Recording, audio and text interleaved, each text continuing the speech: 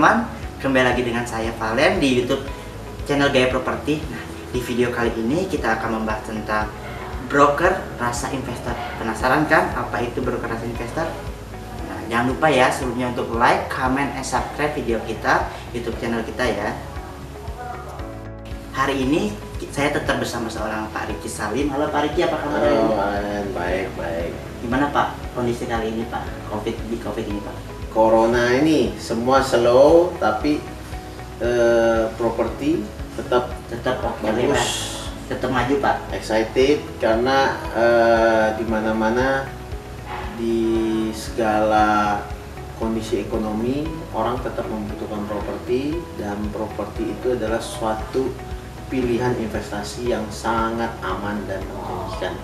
Betul Pak. Nah, hari ini saya pengen bahas tentang ada istilah broker rasa investor nih Pak nih. Nah, kan sekarang banyak nih broker sekarang udah jadi developer, udah bisa jadi investor. Itu tipsnya apa sih? Khususnya bagi saya Pak, saya juga pengen jadi investor dong Pak. Oke. Broker rasa investor. Nah, broker rasa investor itu tipsnya yang pertama adalah rajin menabung. Rajin menabung. Ya, kalau rajin menabung, otomatis kita bisa memiliki uang untuk diinvestasikan. Nah, kalau kita investasikan uang tabungan kita pribadi, itu kayaknya masih ada kayaknya akan lama. Tapi kalau misalkan kita sebagai broker profesional, banyak klien yang percaya dengan kita, banyak investor yang percaya dengan kita kalau menemukan properti yang bagus dan murah, kita bisa ajak join. Ajak join. Tapi pilihlah investor dan owner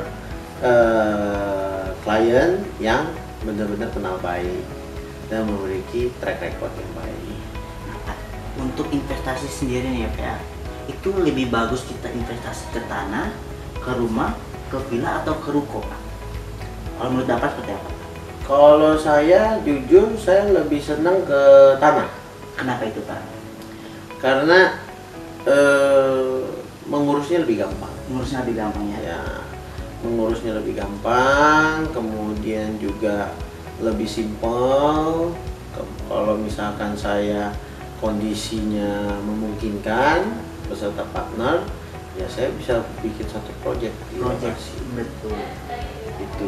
Tapi kalau misalkan beli rumah, ya kita harus langsung segera menyewakan. Kalau tidak, rumahnya rusak. Sama seperti villa juga seperti itu. Kalau villanya tidak disewa-sewakan, maka lama-lama villa itu akan rusak. Nah, bagaimana kalau kita investasi di kos-kosan nih Pak? Kos-kosan bagus. Jadi kondisi corona seperti ini justru kos-kosan sangat menjanjikan. Yang tadinya tinggal di rumah mewah, kontrak rumah mewah, atau kontrak di villa, dia akan lebih memilih kos-kosan atau enggak apartemen elit. Karena akan lebih saving cost-nya lebih menjanjikan daripada dia sewa villa, dia sewa rumah mewah, langsung bayar tahunan. Kalau dia sewa kamar kos atau sewa kamar apartemen elit, dia bayarnya bulanan. Nah, kita kembali lagi ke topik kita di broker rasa investor itu ya Pak. Nah, saya sendiri juga kan terjun di dunia agent properti, broker juga.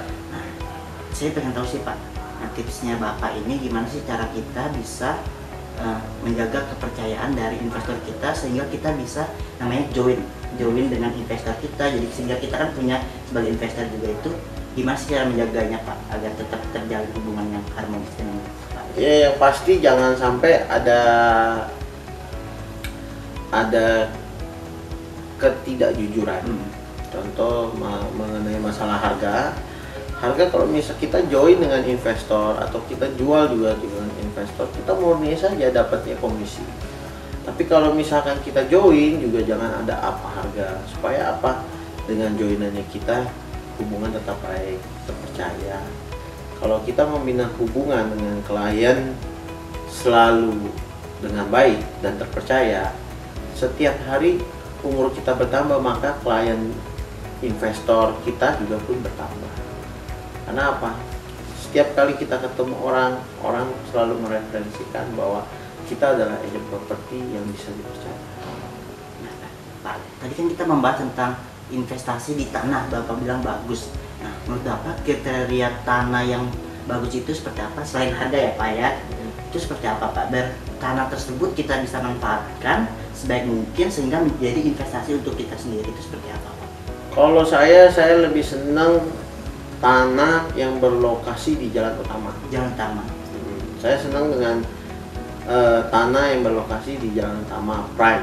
Jadi ya.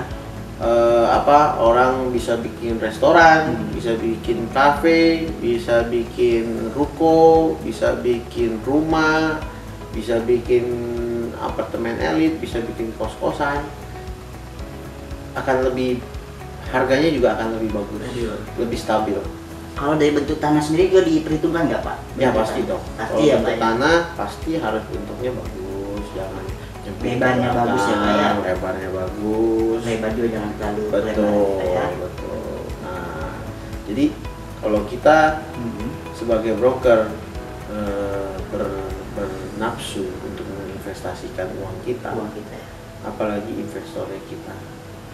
Karena investornya kita pasti akan lebih yakin kita aja ikut join. Iya. Artinya kita terjun langsung bertanggung jawab atas investasi yang mereka inginkan juga ya. Oke teman-teman, itu dulu pembahasan kita kali ini. Nah, untuk teman-teman jangan lupa untuk like, comment, and subscribe video kita di YouTube channel kita Gaya Properti Bali. Nah, untuk teman-teman yang ingin tahu listingan Gaya Properti Bali bisa lihat di www.gayapropertibali.com. Terima kasih, sampai jumpa.